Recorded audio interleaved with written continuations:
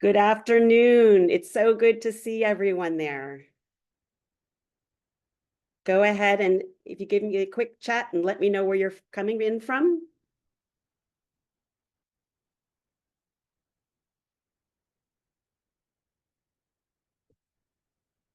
Ariana, are you seeing that? There we go. Oh, great. I'm seeing people now. Awesome. I'll go ahead and give people a minute to hop in. Tell me where you're coming in from.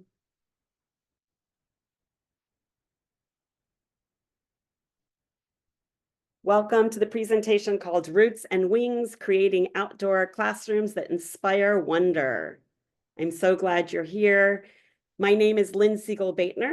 I'm that crazy TK teacher who's outside my classroom with children in the outdoor classroom way more than I'm inside. I am teaching in Santa Barbara, California, and I call my TK program Camp TK, Teaching Kindness. We're outside a lot. If you saw Judith's keynote presentation, I loved her question. What if classrooms had no doors? She talked about, we know we have formal research that supports taking students outdoors. And I know, and many of you know from your own experience, that all the benefits that students get from being outside and all the benefits that we as teachers also receive. I know why I'm able to keep on teaching, because I get to be outside and I get to explore outside with my littles. Judith talked about the importance of fostering curiosity and wonder, that children are so capable. And I'd like to suggest that we need to foster our own curiosity, our own sense of wonder, and know that we are all so capable. If you missed Judith's keynote talk from the morning, please catch her. I also went to the breakout session for Sarah Pounders, and she was an amazing presenter. She had so much content, and she works with kidsgardening.org. So if you want to learn more about gardening, go there. She has lots of resources. I'm excited to share with you. I've got lots and lots of photos. I'm going to do more showing and less talking. Before we begin, what I do with all of my students, whether they're adults or whether they're children, is we stop and we breathe. Every morning with my children, whether we're in an inside circle or an outdoor circle, we just stop and we hand breathe. And if you don't know this, I'm giving you a beautiful gift you can use in your life. Go ahead and put your hand out, and we're going to inhale on each finger going up and exhale going down. I promise you, this will make you feel even more relaxed, whatever state you're in. Let's go ahead and inhale and exhale. Join me. Inhale and exhale. Inhale and exhale. Inhale and exhale. Last one, your pinky. Inhale and exhale. And then we stop and we do our finger push-ups. And sometimes if we still have big energy, we might use our other hand. And I tell children, if you need to use your other one foot and then your other foot, that works. And adults, that's a gift that I give to all of you as well. Before we go any further, Ariana, can you go ahead and post those polls that we have for people?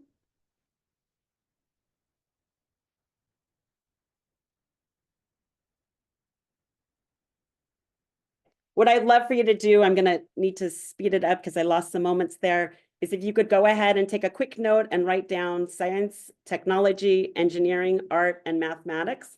And as I go through this show, what I would love you to do is I would love you to jot in the chat section your ideas throughout the hour. So I feel like we're going to put our collective wisdom together, because this is all going to be saved.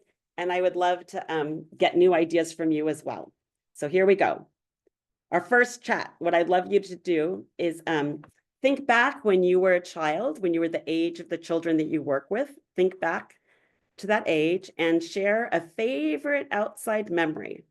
Use all your senses. What did it look like, sound like, feel like, smell like, taste like? I feel like it's so important for us to connect with how we were as a child and how we experience the outdoors. So go ahead and put those ideas in the chat.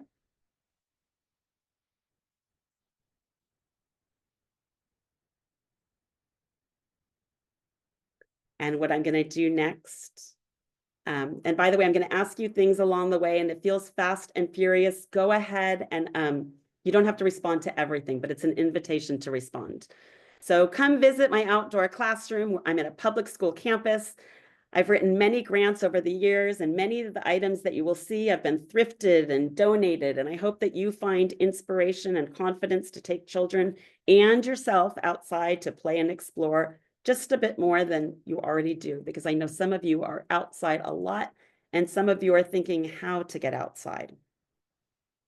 So here's a little classroom tour. This is my outdoor classroom. You could see it's not perfect. I have people come in and say to me, "Can I tidy that up for you?" And I say, "No, please don't touch it. Leave it just the way it is. Leave it the way the children have created it."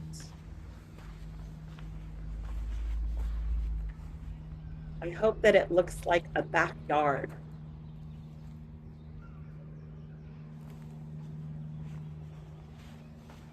You can see I've got water storage tanks there too. Okay, let me tell you a little bit how I got there. So these outdoor spaces have evolved over the years. I've been in this particular space for 15 years. It's ever changing with the seasons and the structures that volunteers and children build. So we've got big 6th grade buddies that help us too. Grandmas, grandpas, parents, community volunteers, constantly changing. So we gather outside for a snack, for story time, for lunch, for meetings. And I encourage you to think about what are other routines that you can take outside. I think the whole idea about outdoor education is what can you do that you already do inside? How can you take it outside? And you don't have to have a beautiful log circle or outdoor space. You can find outdoor spaces around your campus. Some of our favorite spots are not ones that have been created for outdoor gatherings, but we found them beautiful places to gather.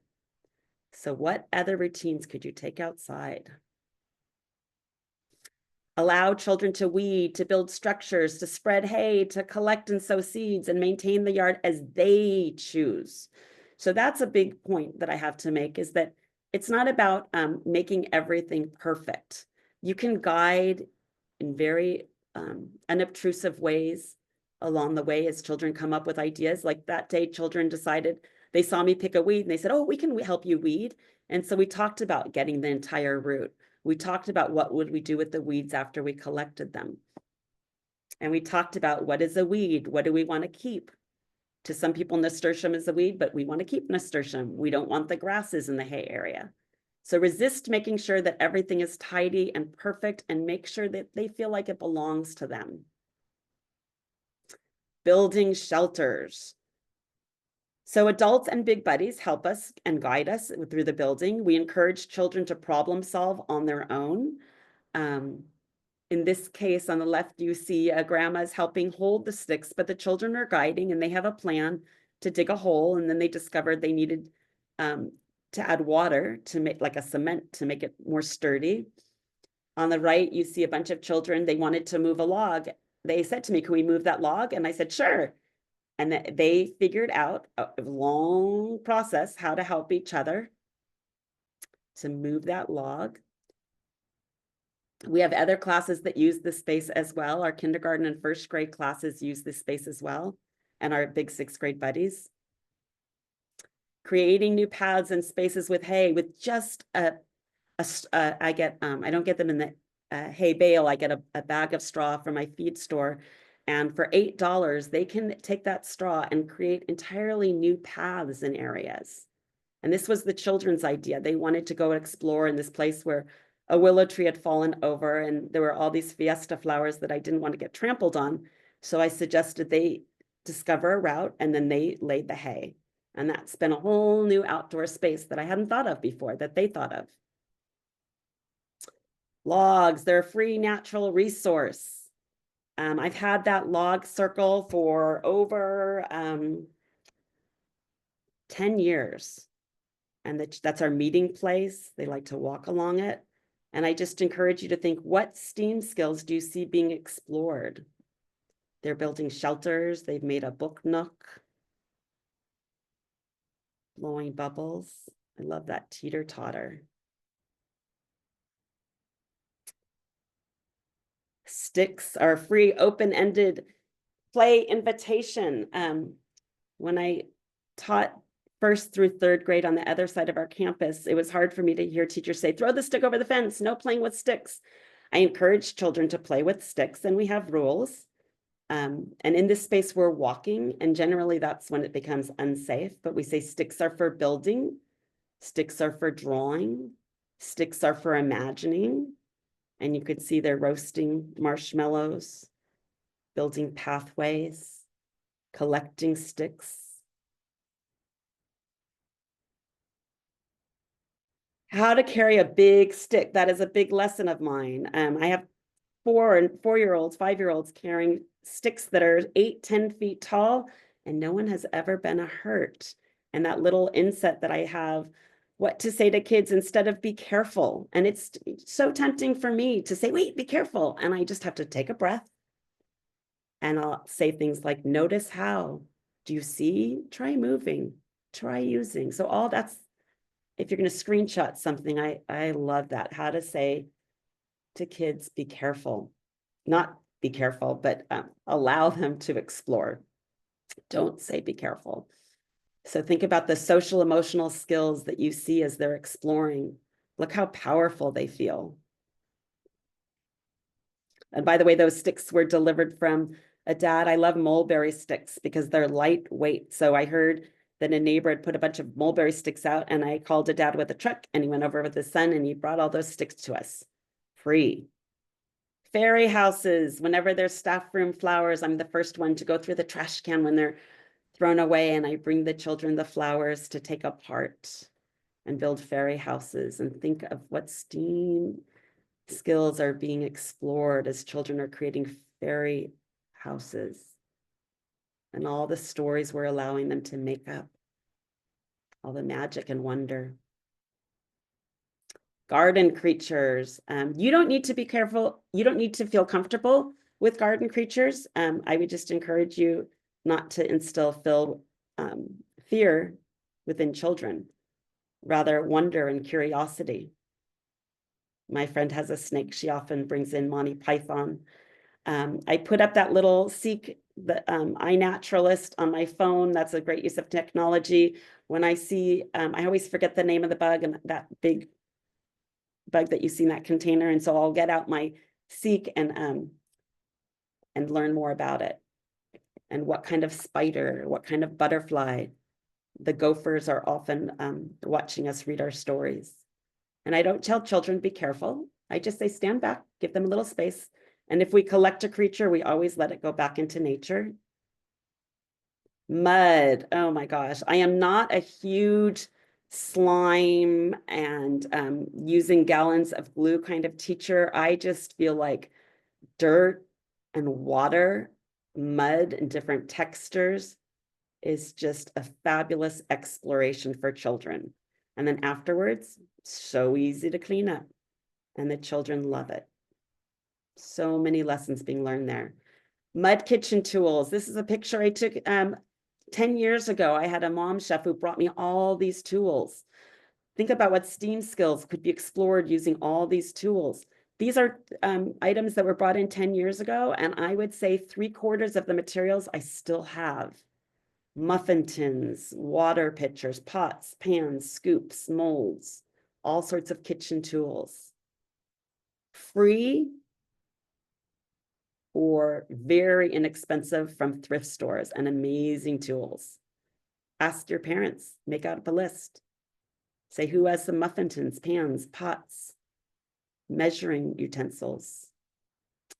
I threw in a link you can get when you download this of Don't Move the Muffin Tins by Bev Boss. If you don't know Bev Boss, she over 40 years ago when I entered education, she was my guru. And basically, stay out of the way of children, let them explore. Look at all the different skills, look at all the social, emotional working together. So much happening. By simply offering a bowl of penguin ice cubes to TKers and their 6th grade big buddies. Oh my gosh, a whole new element of play and exploration was inspired. The children were using palm fronds to set their little penguins on. They made a whole playground for them, or fair. And it was, sometimes I'll just think, what new element could I add? What new tool could I add? So go ahead and throw in the chat box. Besides ice, water, what else could you add to dirt play in the garden?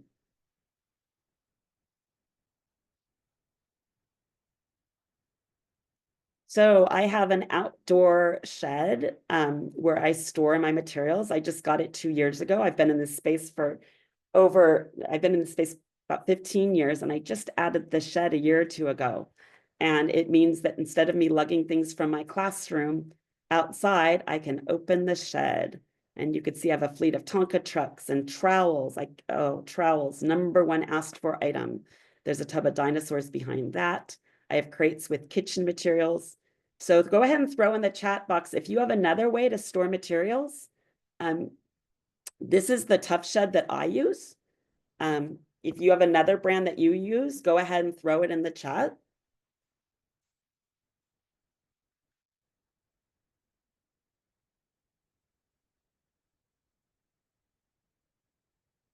I'm going to go ahead and shift and talk about my garden. So this is the outdoor classroom space, and I'm going to walk you over past my water saving barrels I made with a grant. And this is my garden area. This is the butterfly garden area. It's a place where we meet, have snacks, the children explore and play. And it's not perfect. It's a mess. I cut back the lantana and the lavender, so that box looks a little dead. This was taken in March when I did some cutting back. The children spread hay periodically with me. This is where I grow food. I know in Sarah's conversation, people talked about how do we keep animals out of our garden. I had a grandpa build these wonderful cages so we can grow lots of lettuce and chard and kale and herbs and all sorts of things in my garden. Every morning we walk through the garden, we take a sensory walk, and in those barrels, they can taste the herbs, they can smell the herbs. They learn very quick what is edible, what is not edible. Gardening, so many elements in gardening. And I just go ahead and throw in the chat favorite. I know in the last group, people put in things that I hadn't thought to grow. What are your favorite things to grow with children? In the barrel in the upper left, we had potatoes growing. In the center, they're planting more chard and kale and lettuce. And it's not perfect. The kids don't center everything perfectly, and that's okay. They have ownership. They weed, they learn what's a weed, what's a plant. Watering. I just said what's a plant we want to keep. I teach them how to gently loosen the root ball and plant. Lettuce is a huge popular thing that we plant. The children, I'll bring them, I'll go to the salad bar at our school and I'll get them vegetables to taste, or vegetables that we've grown, or ones I bring from home. Or sometimes I'll just go to the store and buy bundles of large quantities of herbs, and they make lettuce tacos. I had a 5-year-old this year. For a 5-year-old birthday, she asked her mom if she could have a lettuce taco party. Sometimes I'll bring in from home things that they wouldn't normally taste, like a cherimoya. We had tomatoes in the beginning of the yard to taste. I had a grant from Explorer College in our town, and they gave me all sorts of things to use in cooking with the children. Children love to eat sour grass, and they love to eat honeysuckle. They learned to take apart the honeysuckle and sip from the bottom. We went on a field trip where they talked about eating a rainbow and all the different colors that help our bodies in different ways. We visited the, in our town, it's called Trinity Episcopal Gardens, but if you could visit a community garden, Not just a pumpkin patch, but a community garden. That's a treat. Here is my famous how to make a lettuce taco. I've done this for years at our when parents come to visit for conferences. We have child-led conferences. They make lettuce tacos for their parents. And I often make green drinks because we grow lots of rainbow chard and dinosaur kale. If you grow it, they'll eat it. This year, out of 24 children, I only had one child who refused to try the things. She wanted to be right there, but she didn't want to try it. I had 23 children that devoured whatever we made. Go ahead in the chat box and throw in some favorite things that you like to cook with children.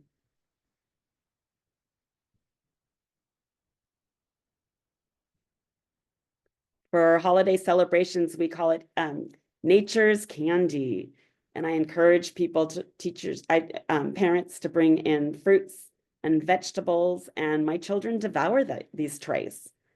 For Teacher Appreciation Day, they brought me a huge platter of fruits because they know how much I love to share that with children. Someone brought in guavas from their yard. Someone brought in passion fruits. Someone brought in citrus, and we did a citrus taste test. We made stone soup with vegetables. Everyone brought in a vegetable, sometimes pre-chopped, sometimes we chop them. I have a juicer, and again, that was from a grant, and we made carrot juice. And my children know at the farmer's market, they know Farmer Jacob, and they go and they visit Farmer Jacob and they get carrots just like their teacher brought them. If you grow it and you bring it, they will eat it. So again, cooking from the garden, the children chop up the contents to go in the lettuce tacos. There I am making green drinks. And I also I have a frying pan that I can plug in, electric skillet, and we make frittata. We go ahead and cook up. They can, with their fingers, tear up the chard and the kale. They can scramble eggs and then put it on top, and they love that. And you go ahead and think about all the STEAM skills that are explored in that chopping. Things going from solid to liquid and liquid to solid. Making tea. This was new this year. I got a grant where they gave me mugs and a thermos for hot water and this wonderful book about a little girl having a tea party to bring her community of students together that didn't all speak the same language. It's a really sweet story. The children went ahead and they pinched off herbs and they put them in their tea balls. And I went ahead and poured in hot water and we had a tea party. I also have lots of mortar and pestles, and the children love to harvest herbs and smash them and smell them and taste them. They ask what's edible. Not everything in the garden is edible, and they ask. There we are taking a garden tour in the morning. We go ahead and we walk through the garden. And then on the other side, they love to, I have lamb's ear and they love to touch. So they're touching and tasting. They know what's edible and what's not. Nature-inspired art. We talk a lot about root vegetables. We grow vegetables that we can't see what's going on under the ground. Tops and bottoms. We draw them, paint them. We're using tempera sticks. Those are new to me in the last couple of years. And then there's creating art like that with leaves. At Valentine's Day, we made large hearts out of leaves, temporary art installations. So if you want to throw in some of your favorite art-inspired ideas, activities, you can see you don't need to have a worksheet to learn how to sort. I just dumped out the crayons and the children are sorting the colors that they needed for the nature that we were drawing. In this case, it was gourds. I love to journal with children. I get these journals from Michael's, and you could use a teacher discount as well and get great deals. I use the large journals more in the classroom. If I bring them out, they fit in a plastic crate and I put them in a garden, I wheel them out. The smaller journals are easier to store in a shed or for the children to walk out and use. Lots of journaling, lots of open-ended, simply harvesting a lettuce leaf, a flower, and then drawing it, or drawing in nature without picking. We talk a lot about what we should leave for the birds and the butterflies, or what we could pick. They don't get to harvest the nasturtium or the sour grass until there's a lot, or the honeysuckle until there's a lot, because we need to save some for the birds and the butterflies and the pollinators. So I encourage you to think about St. Patrick's Day, any holiday. How can you, instead of doing something inside, how could you turn it into an outdoor activity? So instead of making traps inside, what about making little playgrounds outside? Think of all the STEAM activities that are explored in this whimsical experience. And then afterwards, there's not a lot of trash. We just, well, we don't take things apart. The fairies sometimes, the little people, the leprechauns, take them apart. But you still have that same magic without all the dollar store stuff all the time. You can use nature. Worms, I could do a whole talk all about the benefits of worms. And again, be comfortable with worms when you're introducing things so the children feel comfortable. We give our snacks, when we eat snacks in that area, then we give the worms our apple cores, or our banana peels, or our strawberry stems.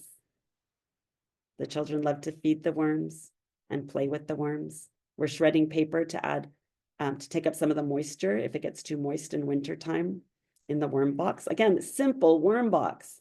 I've had that tub for years. You don't need to go fancy, although I do have a fancier. Through a grant, I was given that plastic tub, but honestly, this plastic tub outside that has holes in the bottom and it sets in a metal tin work great. Metal tray works great. So many great books about worms. If you want, I used to say to children, what is your job? What would you like to do in the garden? And now when I say to the children after meeting in a circle, go play, they know what their jobs are. But if you feel like you need a starting point for outdoor classroom jobs, there's a list for you. I have lots of binoculars in the shed with laminated local bird guides. I have lots of magnifying glasses with laminated insect guides, lots of crates for mud play, lots of trowels for digging trenches. Children, they know how to build sticks and fairy houses and forts. They love to visit the garden. They love to nibble on herbs, to draw in their journals. I have a box of books that they can take out. Go ahead and think of other jobs that you might add to the list. We're going to save this chat so you can see it as well after the event. And adventure beyond, oh my word. My outdoor classroom was under construction a couple of years ago. I didn't have it. So I took that wagon all over. We took wonder walks. We took our binoculars and bird guides or magnifiers and insect guides, and we just took off and explored. Every year, our custodian rakes all the leaves up and we fly and jump in it. The children love to collect bouquets of sour grass. So many activities. I love parachute. There's so many activities you can take outside with children. Explore beyond an outdoor classroom. So if you don't have a shed, you don't have a lot of outdoor spaces, where do you begin? Go ahead and, I have a gorilla wagon, not more than $100, big sturdy wagon. Put some things that you would be doing inside and take them out. Take some sheets for snack time, have a picnic outside. Bird guides, nature guides, magnifying glasses, binoculars. Take your wooden puzzles, take your large cardboard puzzles with a sheet to spread out. Take loose parts, take a journal, take writing utensils, take your dinosaurs, rotate different things in the wagon and just get outside. You don't need a shed. You don't need a fan. You can find a place to dig. You can go out with shovels and find a place where it's okay to dig. And again, shop thrift stores, garage sales. Ask your community for items. Oh my gosh, I could go on forever about books. I have so many books. I just quickly went to Amazon and Googled garden books and just took down some of my absolute favorites that I read year after year. Go to your public library, go to your friends' libraries, the teacher next door, share books with each other. We don't need to own every book. Garage sales. What I love to do is go to Amazon and create a list, and then I go to my local bookshop and I go there. Support your local bookshop. So go ahead, if you have a favorite book that you just wouldn't go a year without reading. For me, it's Miss Rumphius. I read Miss Rumphius every year to my students around Earth Day and at the end of the year. And I love Ruth Heller books, The Reason for a Flower, and Lois Ehlert books, and Gail Gibbons books. So many good books to read. And I would also throw on this nature guides for insects and birds, trees. Okay, what I didn't show you was my children also have an outside yard where they play. And this is inside my shed. I've got trikes and strider bikes and scooters and wagons and stilts and parachutes and balls and sandbox toys, hula hoops, jump ropes, cars with those garages. Oh my gosh, the biggest, so popular. Cones, bubbles, chalk. So these are the things that we traditionally do in our outside yard. And I'll go ahead and show you. This is my outside yard. And I have worked to create this yard over. It's not always this amazing. I pushed the fences out and created more space. I just 2 years ago bought those smaller tables for our younger children. So this is where we are a lot of time for our recess time. Let me go back one. So at recess time, we're here, and then you could see where the barn is. And to the left, I've got a garden space that the kindergartners can enjoy as well. And then on the other side is where my outdoor classroom is. So in this area, everything is very well maintained. On the other side, it's the children's space, and it's a little bit more wild and woolly. And I like it that way, and the children like it that way. It's their space. In this area, everything goes back into the shed, and it's there's more rules and regulations of how to use things. And there's definitely nature to explore, but it's different than being outside. So I've shown you all these pictures, and some of you might be saying, oh my gosh, I've got that much and more. And some of you might be saying, where do I begin? And I would say, begin with one stump at a time and ask parents to help. So my log circle that I had 10 years ago, some of the stumps had to be replaced. So a wonderful dad and his brother not only replaced the logs, but they created this little couch you see them installing and 2 other benches. So ask parents for help. And every year you have parents that have different areas of expertise.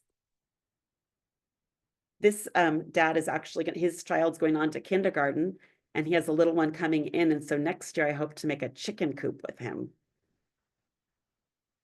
So again, one stump at a time, one chicken coop at a time, one shed at a time. It doesn't happen all at once. And if you're in a preschool, you have a locked situation, it's different. In a public school, we have an open campus. So I had to solve the problem of how do I have things outside and then put it inside for the weekend. And we encourage children are allowed to come and play in this space in the weekends. They just don't have the things that I have in the shed. So invite your families to play, invite your families to potlucks, keep it simple, keep it fun. I share a lot of images with my parents to show what we're up to. But I think it's really powerful to have them put away their cell phones and come make mud pies with their children, come build forts with their children. And we have work days, and sometimes the children help. Sometimes a parent is on watching the children and the other parents are helping to build, to clean, to tidy up. And some years I have more volunteers than others. And I love to reach out to aunts and uncles and grandparents as well. And retired school teachers, they're a great resource. So I begin my school year with this quote, and I'd love to leave you with this quote, that a child's world is fresh and new and beautiful, full of wonder and excitement.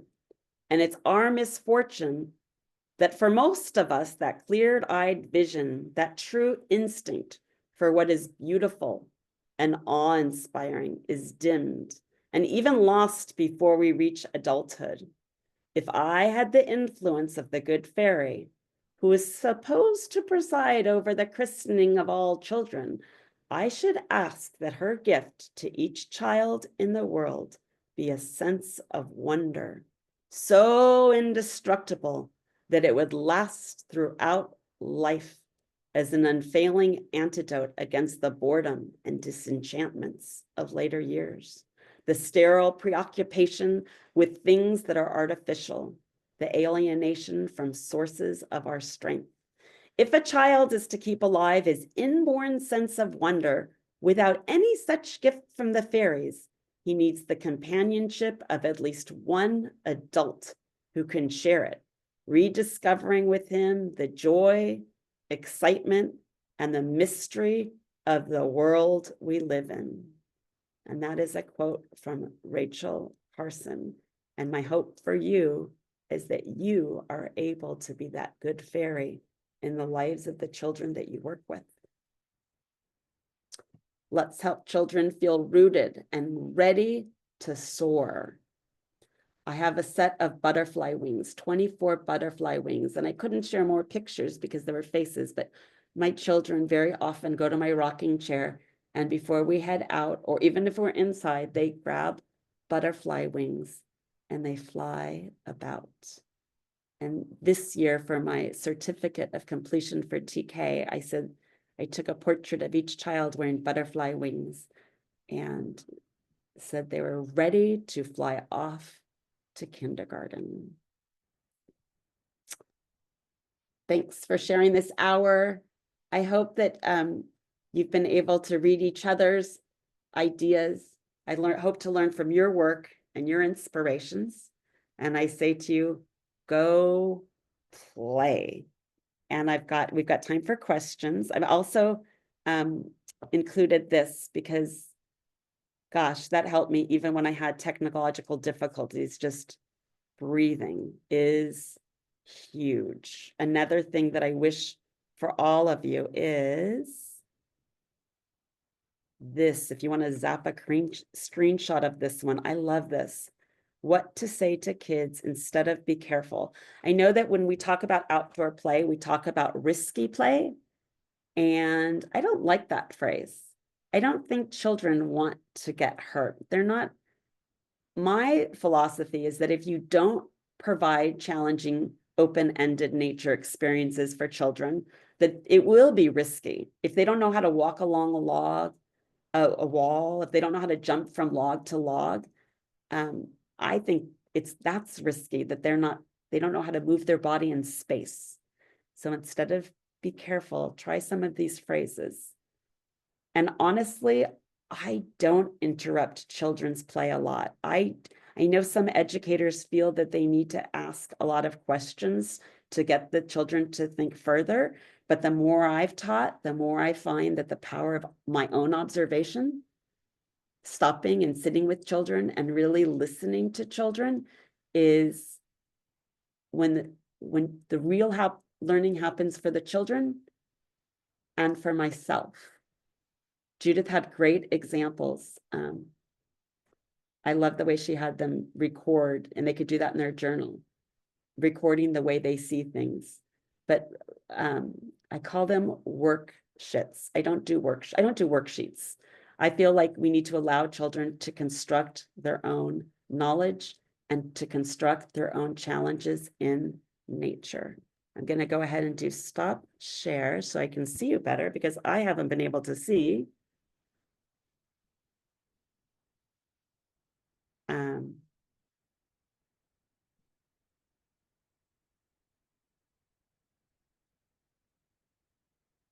So now, Adriana, can you help me out here? Yes. Did you want me to read you the questions that we have in the Q&A? Sure. What I'm trying to see if, oh, wait. Is it in the Q&A or the, I can see, get the chat now. So the questions will be in the Q&A. We have 3 in there. There might be some in the chat as well, though. Go ahead and give me those questions. Okay, perfect. The first one from Vanessa is what kind of netting or wire did you use with the PVC pipe garden beds? Oh, that's an excellent question. I believe it's the 1/2 inch gauge wire. And it's tricky because the corners, it's pokey. So you're referring to the cages that I had over the fruits and vegetables. A grandpa designed that years ago and it's lasted. So he built the PVC pipes, the framework, and then he put over it and used the plastic ties with the 1-inch gauge, but it is sharp and I don't want the children to run their hands against it. So it's tricky to put those corners under after you cut it. But it's lasted for over 10 years. And it keeps animals out, which is lovely. We have lots of squirrels and gophers. Perfect. The next one from Anna is, do you have resources for where to apply for the types of grants you have utilized? Yeah, gosh, there's so many. And so many of them are local, my community. Like there's a real estate group that has grants in my community. So real estate agents. We have Explore Ecology, Art from Scrap, that I actually started 37 years ago. And they have this wonderful Art from Scrap expanded to Explore Ecology, and they have all sorts of grants. So if you have a reuse store in your area, how else have I gotten grants? So many over the years. Whole Foods has grants.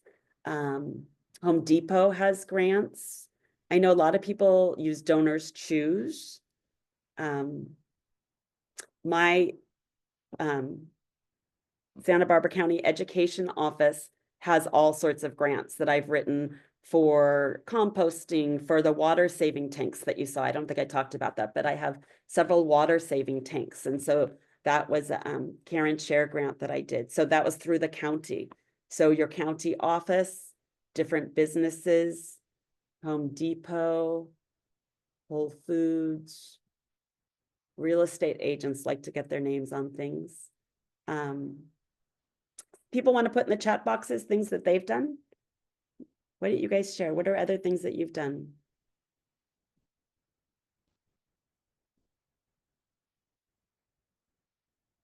Are there grants out there?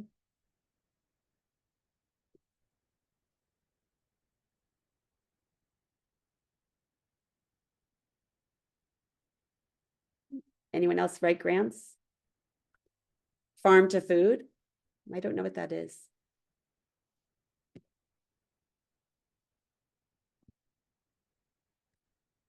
Oftentimes, if you ask your district what grants, if they know are available too, I know we have a system where we have retired folks that want to help, and that's a source.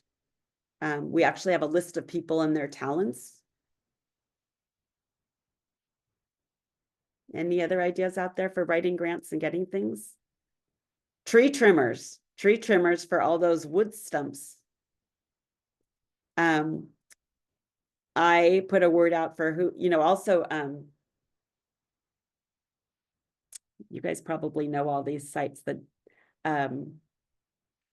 buy nothing groups, and even just putting out on Facebook groups, specific things that you need. They're grant programs there. People are adding. Awesome. So I use a lot of natural resources from the neighborhood. So the mulberry branches that are the best branches, I think. Someone donated a bunch of bamboo, but it's heavier. I like the lightweight mulberry branches that are wonderful. The logs came from tree trimmers. We have a very generous foundation. First Five, I've gotten grants from First Five. I got $1,000 grants for them. That paid for a lot of my bikes, the trucks.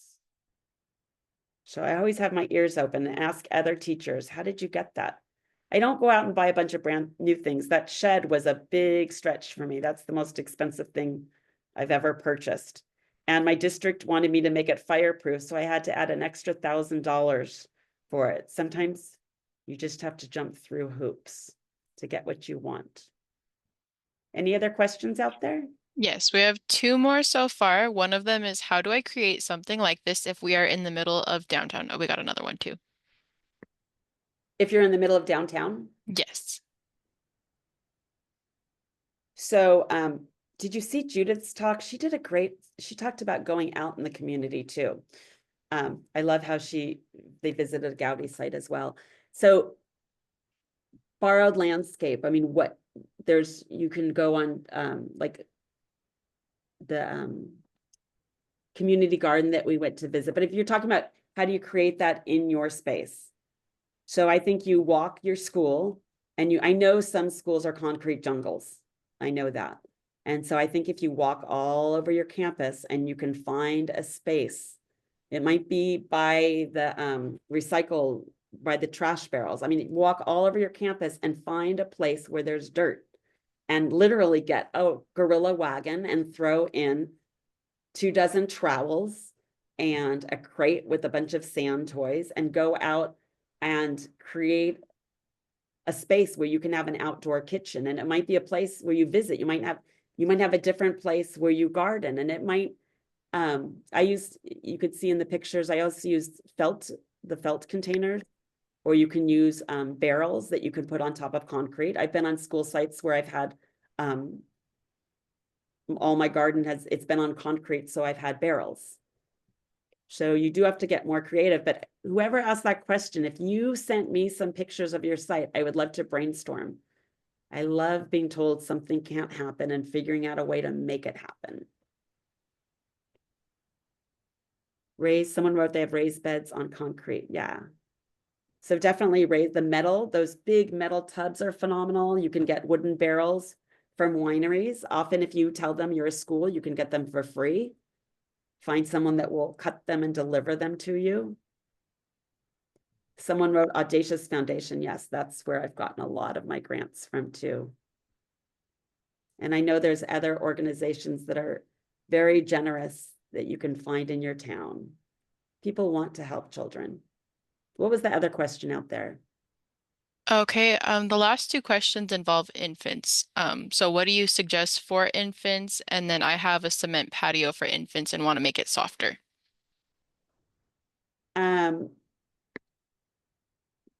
There's actually, you can get those foam I have some in my pictures.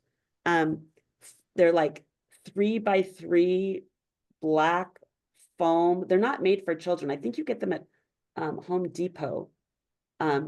Squares that connect to each other like puzzle pieces. My kids, we got them for the children to have lunch out on another class did, and we ended up using them for play and building in my area, but there's large internet connecting blocks. I went to a garden workshop with a bunch of teachers, and the infant teachers were saying that it was hard to grow anything because the younger children were constantly putting their hands in.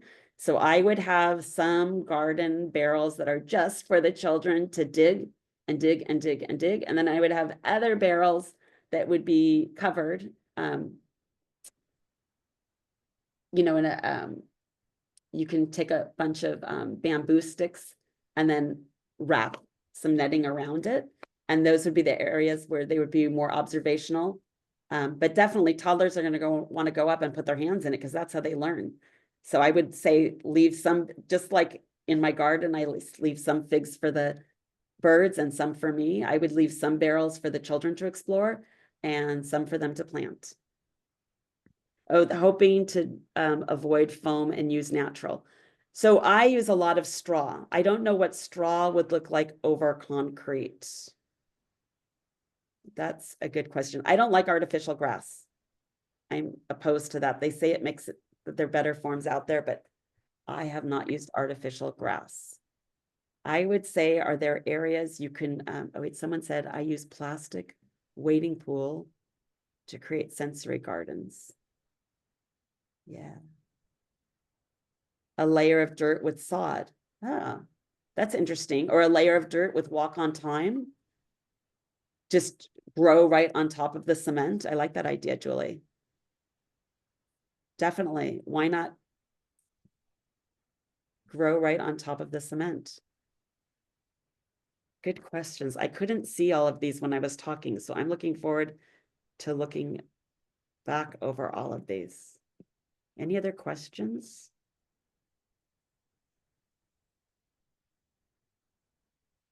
Hi, Carolyn.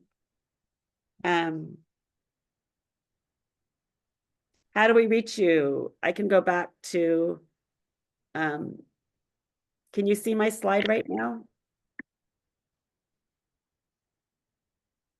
You know, I'm just going to put it right in here.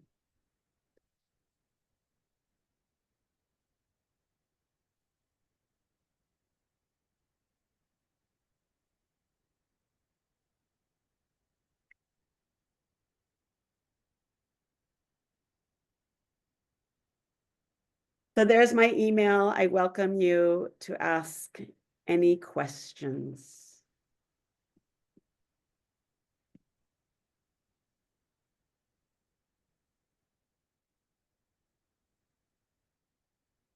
Okay.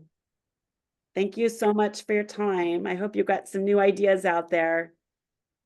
I think the best way to learn is to talk to the teacher next door, talk to the teacher in the next door, in the next class, school district, within your school district.